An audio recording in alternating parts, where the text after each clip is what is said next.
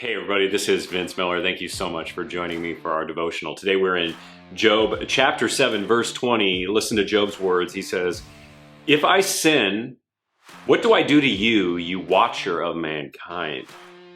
Why have you made me your mark? Why have I become a burden to you?"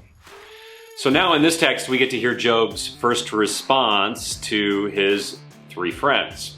Keep in mind the dialogue between Job and his three friends is going to go back and forth for a while, and I'm only going to highlight a few comments from each of these men. This verse is fascinating because we get to hear Job's response to what he's thinking about Eliphaz's first remarks, and recognize that Eliphaz suggested that Job needs to repent of his sin.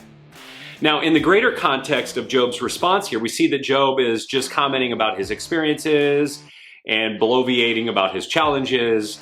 But here it appears that he momentarily turns to pose a question to God.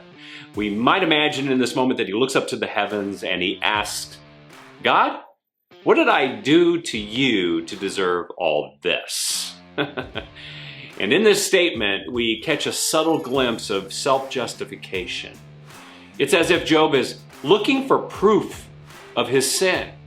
But what's ironic is that in asking the question, he actually takes a step towards self-righteousness and sin. Now, self-righteousness is this. It's the idea that we are morally right and righteous of our own doing. And thus, when we come to this conclusion or have this thought that we are a right man in right standing, well, we believe that we are owed certain rights. But this is a lie. It's a corrupt manner of thinking. There is no one who is right or righteous by his own doing. And the problem here is that Eliphaz has seeded this thought with his corrupt theology, suggesting righteous people don't suffer, which supports a theology of self-righteousness. And now it appears Job justifies himself in response to this idea, which results in the same corrupt end, a self-righteous question of God. And the reason why I want to note this here is that self-righteousness is an insidious move towards self and away from God.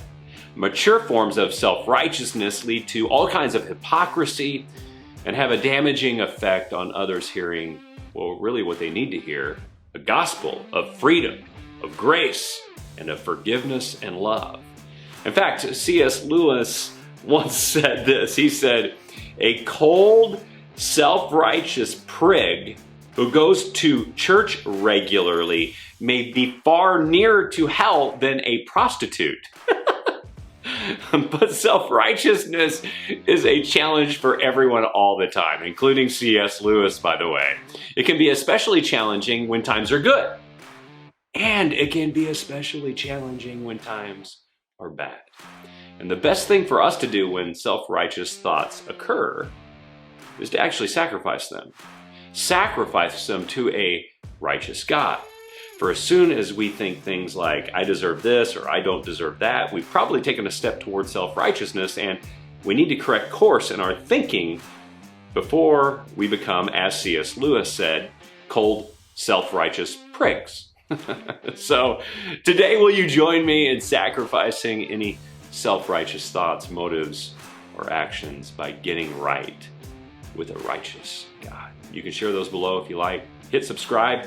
That really supports the work we do. Share this with someone you know, and I'll see you right back here again tomorrow.